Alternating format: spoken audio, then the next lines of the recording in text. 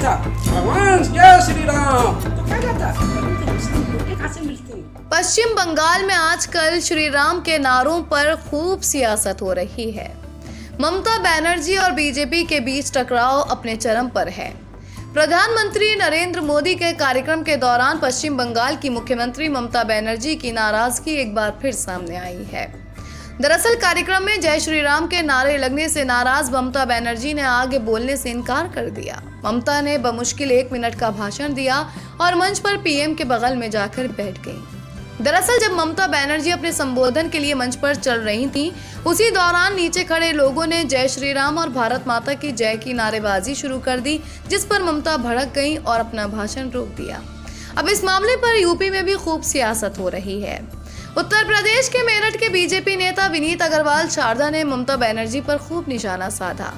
BJP नेता ने बोलते हुए यहाँ तक कह दिया कि ममता बनर्जी का कृत्य बिल्कुल सूर्पणखा जैसा है। बीजेपी नेता ने कहा कि मर्यादा पुरुषोत्तम भगवान राम का अपमान करने वालों को कोई माफ नहीं करेगा। भाजपा व्यापार प्रकोष्ठ के प्रदेश संयोजक विनीत अग्रवाल शारदा ने कहा कि ममता बनर्जी के सूर्पणखा राज का अंत होगा, क्योंकि उन्होंने हिंदुओं के आराध्य भगवान श्री राम का अपमान किया है, इसलिए बंगाल की जनता उन्हें कभी माफ नहीं करेगी।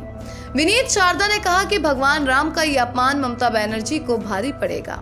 शारदा ने कहा कि राम हमारे रोम रोम में बसे हैं। युग में उनकी बहन सुपर्णखा रावण युग का अंत बनी थी और रावण युग की समाप्ति हुई थी। उस समय के रावण युग में भ्रष्टाचार, आतंकवाद चरम सीमा पर पहुंच गया था, तो सुपर्णखा ही उसका कारण बनी थी। मर्यादा पुरुषोत्तम राम को अपने को लंका को भस्म करना पड़ा और यही ममता राज को खत्म करने का आज का ममता बनर्जी की सुपर्णखा रूपी ममता बनर्जी का ये अपमान, मर्यादा पुरुषोत्तम श्री राम का अपमान बंगाल की जनता। यही नहीं, बीजेपी नेता ने कहा कि ममता ने भगवान राम के अपमान के साथ साथ 33 करोड़ देवी देवताओं का अपमान किया है। सूर्पणखा ही रावण राज के अंत का कारण बनी थी। वैसे ही बंगाल की जनता ममता राज का खात्मा करेगी। विनीत शारदा ने कहा कि ममता का घमंड बंगाल की जनता तोड़ेगी। नेताजी इतने आग बबूला हुए कि उन्होंने यहाँ तक कह दिया कि ममता के डीएनए में खोट है।